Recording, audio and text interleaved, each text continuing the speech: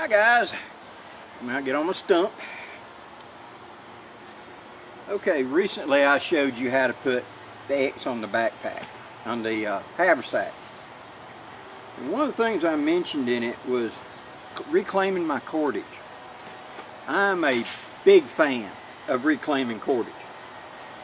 Now, I wedged everything together and tied everything together. Now for about a week I've had this and been utilizing it. But I always come up with a way to be able to reclaim your cordage when you can. Some cordage I'm going to utilize and it's going to permanently be that way. So that's where I use bank line most of the time. And it's a way for me to lash something together and not reclaim it. If I'm not planning down the line, you know. If it's a long term or it's something that's going to be around for quite a while, I want it to be able to be reclaimed. Or whether it's going to be put here and left this way for weeks, months, seasons. So my length of paracord right here is set up as a Canadian jam knot, and I've showed this many times. There's 2 knots. Get up here at the top, you make a loop, and then just make a loop and stick through that loop. Just like that. Pull it up snug, pull the loop down small, make a loop, go through that loop.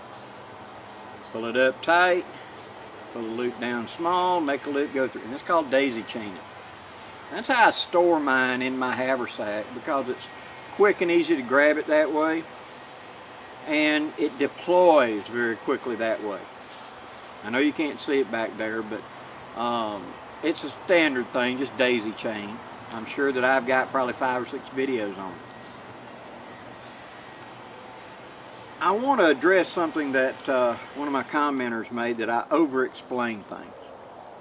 And I understand where you're coming from with that, because in reality, my focus of my channel is really for the person just starting out. Person that ain't got a lot of experience, or that may never have been exposed to any of this at all. So they don't even know what paracord is, more or less advanced techniques.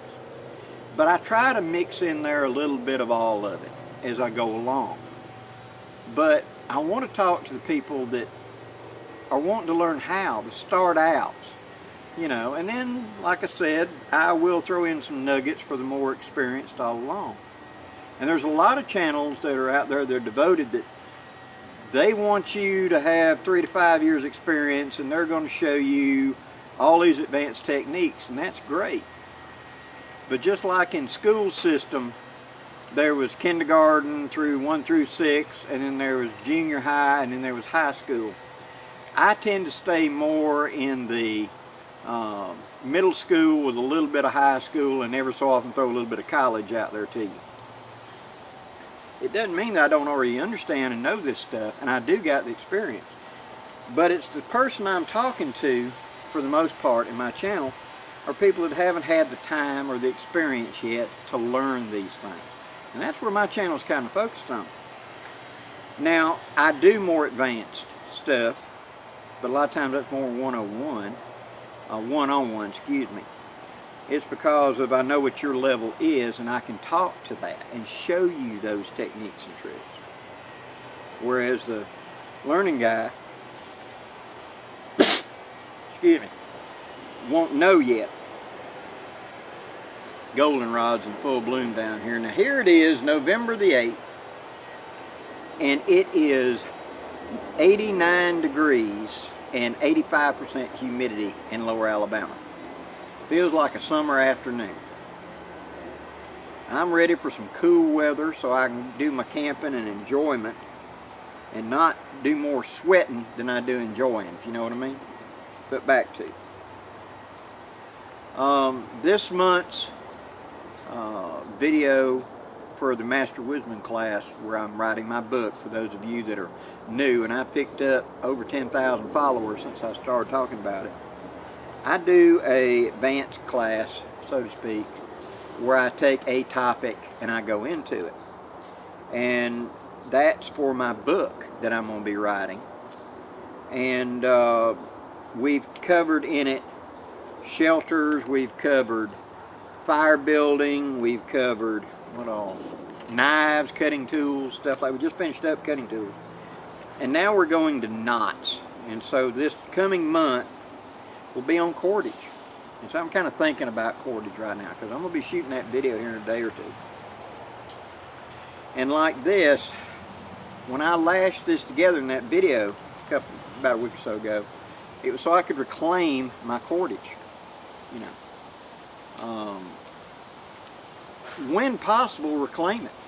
You paid for this stuff, right? I mean, don't throw it away. And I tend to use bank line for the cordage that's going to get cut, lashings, things like that.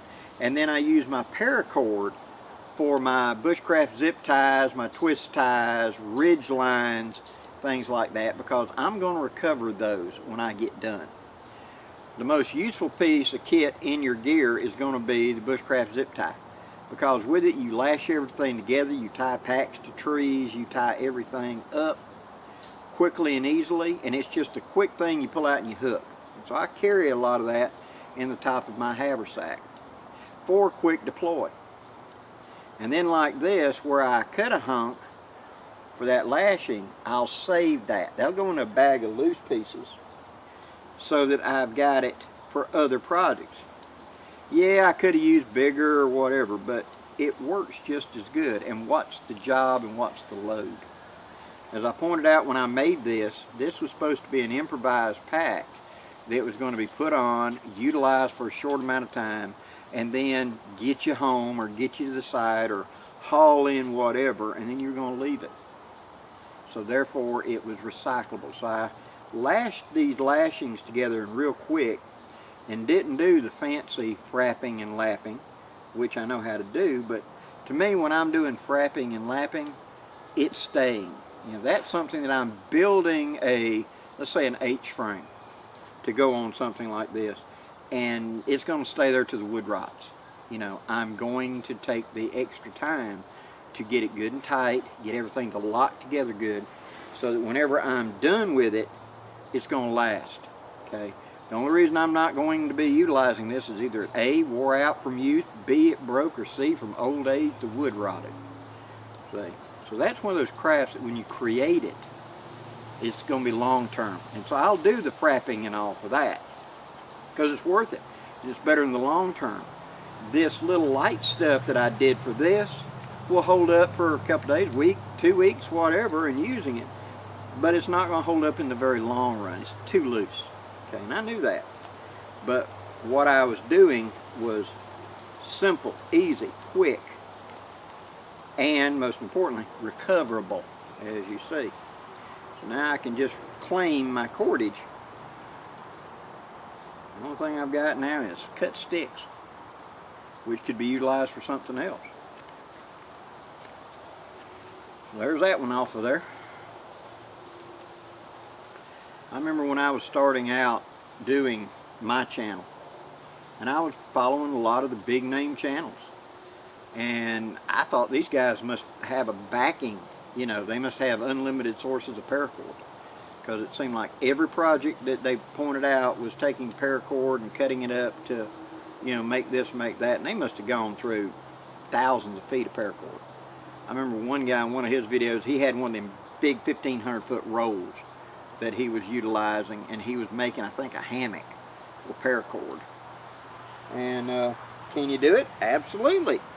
If it was the only thing you had, could you do it? Yeah.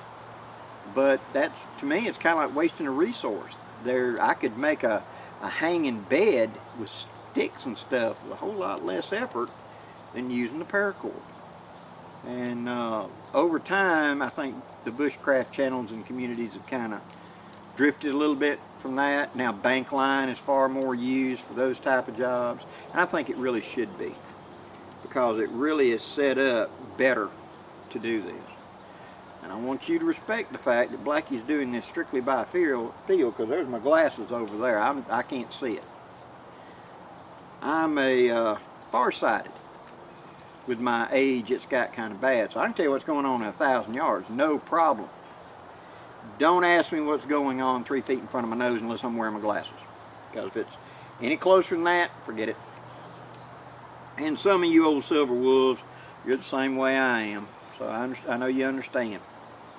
Alright, now we've got down to that last part of that knot. And I'm going to roll it around and get that piece to come out because it's a double pair of square knots. So I know how to untie it. That came out. Now what do you do with these little bitty pieces? Well, these little pieces become the prusik knot to go onto your ridge lines. Things like that. You already got a short piece. And I just recycle them. I find a use for them a lot of times. I carry some of them loose cut like this in my sets just for that because it makes it handy and quick. Now, the real gist of this video, instead of me just rambling, I decided to make a change to my cordage a little bit. I want to talk to you about it. And that change is going to be including a ridge line made up. Now for me, I think of a ridge line as part of a tarp, okay? So I always make up ridge lines for tarps, tents, stuff like that. But I don't necessarily make them up separately, just to be by themselves. And I was talking with a young man out of Washington State who's followed my channel for quite a while. Him and his grandfather go out and do stuff together. They watch my channel and they go out and they practice it a little bit. And one of the things that he was talking about was how his grandfather enjoys using the ridge line that I came up with as a quick setup, you know, to throw it up, throw a tarp over it, to use it for a guy for a tent, to hook a tarp. It's to come out and grab it long line that's always set up, whether you're utilizing the prusik knots or not. It's a long line. And I had to agree, he's got a point there. Because I use just hanked up line for that, but he does have a point that a ridge line pre-set up to go with the bushcraft zip ties, with the soft shackles, with the other small pieces I carry in the top of the haversack, would kind of make sense, wouldn't it? That'd be the long line that you're going to grab and utilize when you need it. As opposed to what I've been doing is just taking out one of my donuts of paracord or whatever and utilizing it. So, like you, I'm learning. I'm growing. You never stop. And so from that young man's discussion and me thinking about it, I said, you know, you're right. Coming up with a just set up from the ground up to be ridge line to go in with the rest of the cordage, not necessarily for a tarp, would probably be a good idea. Now I've got this knot has pulled down between these two sticks and making it just about impossible for me to get my fingers in there to get to it. So I've untied the other end, and now I'm going to loosen it up the other way. Okay, got that off. Got that off. There's my haversack. Now, since that knot is in that crook right there, I can't get my fingers in there to it. I don't have my eyes on. What I'm going to do is I'm going to grab that loop and twist a little. Same time rocking this to get me a little bit of slack. See if I can't get it to, there it went, unlock. Just like that.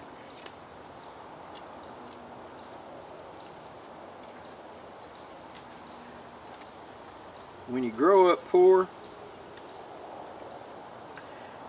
if you don't have to buy it again, don't. So you learn to recycle. A lot of people act like recycling's a new thing. It ain't. When we were coming up, I can remember the old Band-Aid tins full of little pieces of string like this. That my grandmother would cut them off packages or whatever, and she'd save them and put them in there So they were a source of tinder if you had to start a fire on a cold morning. They were a piece of string to tie something up with, put a memory on your finger, as you used to call it. People don't do that anymore. But parents would be sending the child to the store to go get a loaf of bread or something, and they would tie a string on their finger and tell them, that's a loaf of bread, bring me back a loaf of bread, and give them the money. And it was like a mnemonic reinforcement. They would see it and remember that, oh yeah, it was a loaf of bread. Instead of looking at all the candy and everything else, and not remembering what Mama wanted me to come get, they could look at that string and remember, oh, a piece of bread. People don't do that anymore. But back to having a 30-foot ridge line that's got a bowline on one end and 3 prusicks on it that have soft shackles hooked to those prusicks is my standard quick deploy ridge line.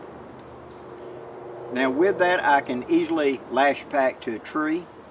I can easily go between and lash together poles or something to make an improvised table or something like that, an improvised seat, a chair. It's 30 foot of cord that's handy and ready to go. And I can either utilize those prusik knots or just push them out of the way. Push them down to one end. With that bowline on the end of it, it's an instant thing where I can run it through it and have a line I can throw to somebody or whatever to grab. See? And it's a knot that'll pull up but won't pull tight. So I can, hand line a canoe or something down through the river or whatever. Lower something down a face or whatever of a steep bank and not have to worry about it so much. Up here on the top of my haversack's where I keep my cordage.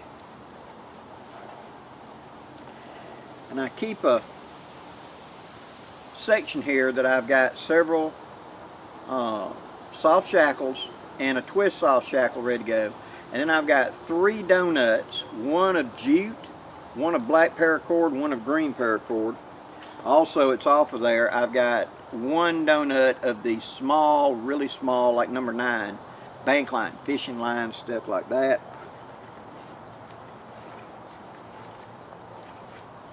And then I got several other soft shackles, quick ties, things like that ready to go. Just needs to be made into a bushcraft zip tie.